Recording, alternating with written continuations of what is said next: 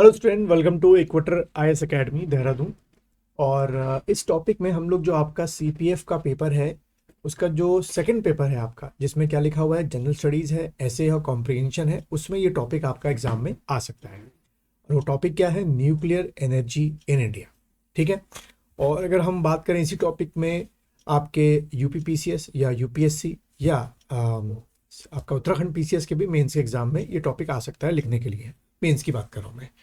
तो ये एक एडिटोरियल जो है आपका अभी आजकल में आपका पब्लिश हुआ है और लिखा हुआ है, जैसे कि आप देख रहे हैं, road map of pursuing nuclear energy in India. तो इसके हम कुछ इंपॉर्टेंट पॉइंट्स को क्या करेंगे, डिस्कस करेंगे और देखेंगे किस तरीके से आपके एग्जाम में ये पूछा जा सकता है, कैसे क्वेश्चन बन सकते हैं, ये डेटा आप कहाँ कहाँ यूज़ कर सकते हैं। ठीक है। तो सबसे पहले अगर मैं बात करूं तो यहाँ पर सबसे पहला ही पॉइंट जो है वो क्या लिखा हुआ है कि India quest for low carbon future had led to significant discussion on role of nuclear energy.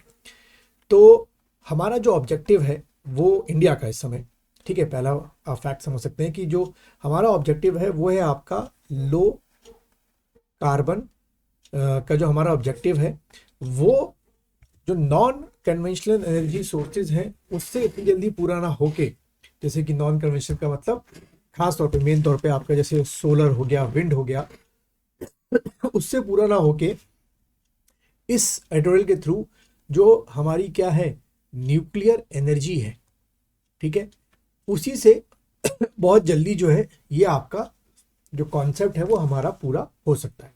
ठीक है।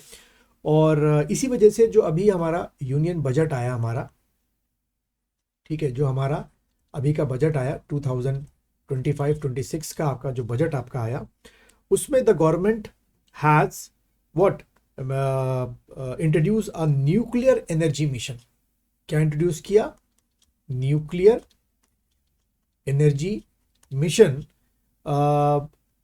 With a target of gigawatt 100 gigawatt by 2047। ठीक है। जब हमारी आज़ादी को पूरे 100 साल हो जाएंगे तब तक हमारा ऑब्जेक्टिव हमने रखा है कि हम 100 गीगावाट तक के जो न्यूक्लियर एनर्जी का हमारा प्लांट्स है वो हम अपने इस्टेब्लिश कर लेंगे। कि जो हमारे यहाँ डेफिशिएंसी हो रही है न्यूक्लियर एनर्जी को लेकर या जो एनर्जी को लेकर डेफिशिएंसी हो रही है, क्योंकि जैसे से हमारी पॉपुलेशन बढ़ती जा रही है वैसे से हमें ज़्यादा एनर्जी चाहिए, क्योंकि जब पॉपुलेशन आपकी बढ़ेगी तो आप ज़्यादा घर बनाएंगे, फैक्ट्रीज बनाएंगे, इकोनॉमिक एक्टिविटी ज़्यादा होगी, तो उसके लिए आपको एनर्जी चाहिए। ठीक है। एक बात तो आपकी ये हुई।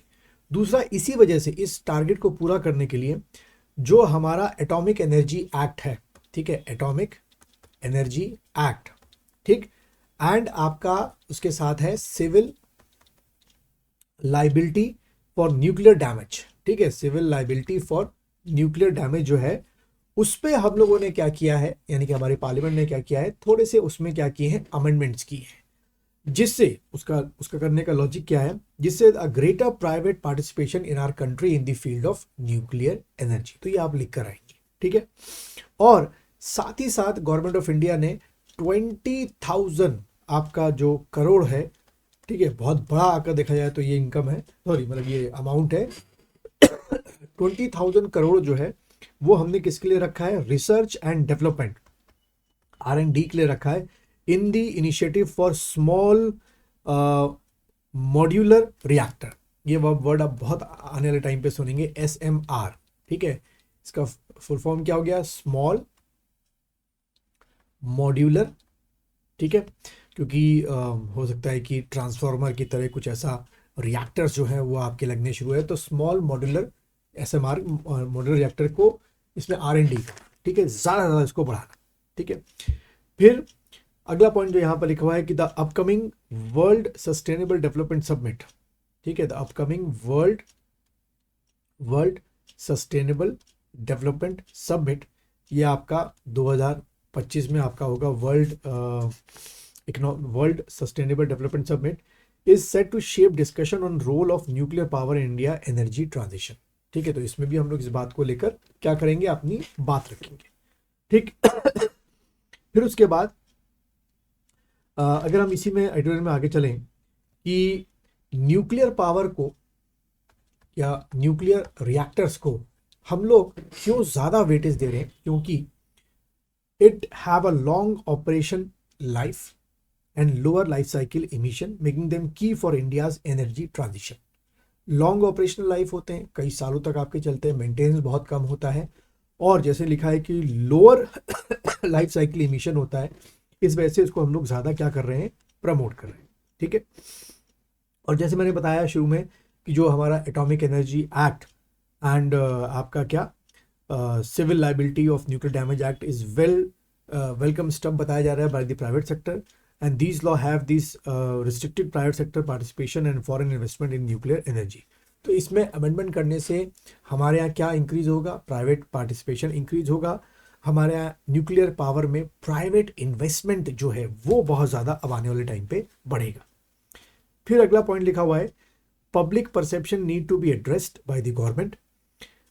खास तौर पे जो कंसर्न रहता है कि न्यूक्लियर एनर्जी से रेडियो एक्टिव रेडिएशन बाहर निकलता है, काफ़ी लोग उससे बीमार हो सकते हैं, तो ये गवर्नमेंट की रिस्पॉन्सिबिलिटी है कि जितने भी आपके क्या है रूमर्स हैं अबाउट द न्यूक्लियर रिएक्टर्स जो आने वाले टाइम पे हम बढ़ाएंगे, वो ये लोग क्या करें, दूर करें लोगों का जो शक है।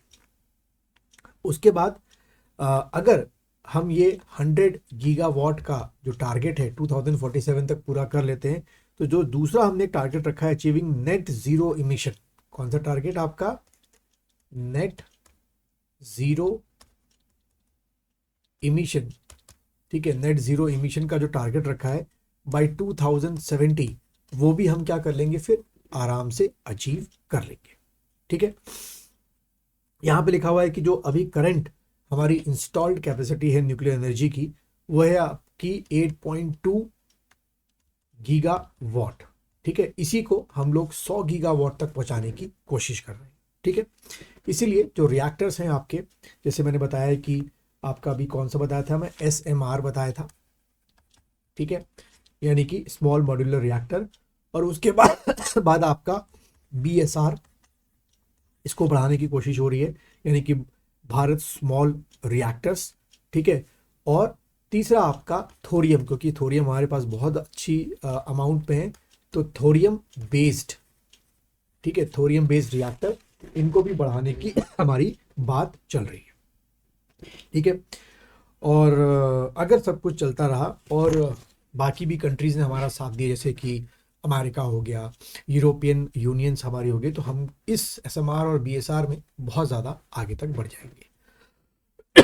तो बच्चों, ये ऐसा टॉपिक है जो आपके लिखने को आपके 200 वर्ड्स में या 150 वर्ड्स में आ सकता है कि discuss the existing nuclear plan या nuclear energy projection of India, या ऐसे क्वेश्चन पूछ सकता है कि currently discuss the current status of nuclear energy in India and futuristic plan। तो ये सब चीज़ें जो हमने डिस्कस की, आप अपने मेंस के पेपर में लिख कर आएंगे।